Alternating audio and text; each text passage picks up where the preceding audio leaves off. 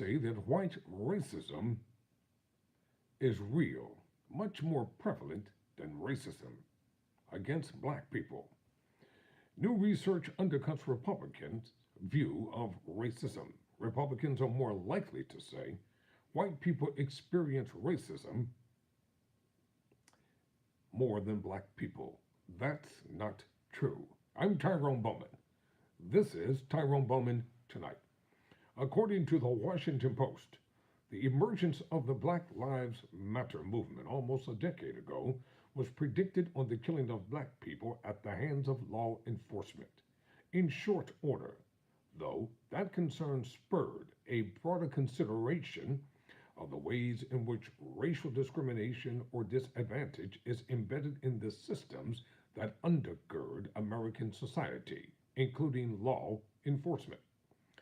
There were obvious effects. One was that people became more likely to point to discrimination as the central cause of economic differences between white and black Americans.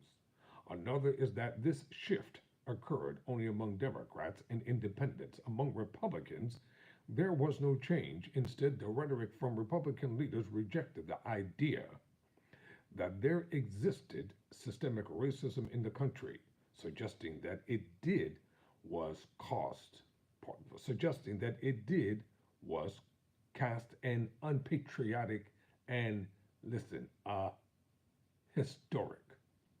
Black Lives Matter gained prominence at a moment when white Americans, particularly on the right, were already nervous about their societal status. Demographers were projecting that whites would no longer be a majority within a few decades, and older generations of Americans who are more heavily white saw younger, more heavily non-white generations emerging that espouse different political views. Generally, Donald Trump announced his candidacy in 2015. Near the outset of the BLM movement, and his supporters were more likely than other Americans to say that they believe that white Americans were the targets of discrimination. That pattern has continued. In July, Yahoo News commissioned polling from YouGov looking at the extent to which different racial groups were seen as targets of racism. About three-quarters of Americans said that racism was at least a small portion for black people. Fewer than half said the same of white Americans. White Americans, meanwhile, were more likely to say that racism was at least a small problem for them, but among Republicans, a third said that racism against white people was a big problem, and 7 in 1, or 7 in 10 said it was at least a small problem. A higher level than Republicans felt was the case for any of the other racial groups included to the poll. Last November, YouGov asked similar questions on behalf of The Economist. Then they found that about a third of respondents believed that white Americans faced at least a fair amount of discrimination, compared with two-thirds who said the same of black Americans. Republicans, though, were more likely to say that whites faced at least a fair amount of discrimination than they were to say the same of black Americans. This probably seems to most observers like a rather obvious dubious position, one rooted in a demonstrative response to the emergence of a national conversation about race rather than actual racism or discrimination that white people have experienced. New research from KFF reinforces that skepticism. KFF's pollsters ask a range of Americans of diverse racial backgrounds how often they experience discrimination or occurrences that they believe were a function of their race. The result? At least half of American Indian and Alaska Native, Black, and Hispanic adults, and about 4 in 10 Asian adults say they have experienced at least one type of discrimination in daily life, at least a few times in the past year. The researchers revealed, and they were more likely to say, their experiences were due to their race or ethnicity compared to their white counterparts. Across a series of questions, whites were less likely than other members of racial groups to say that they experienced negative responses from other people, ranging from disparagement to poor service to overt threats.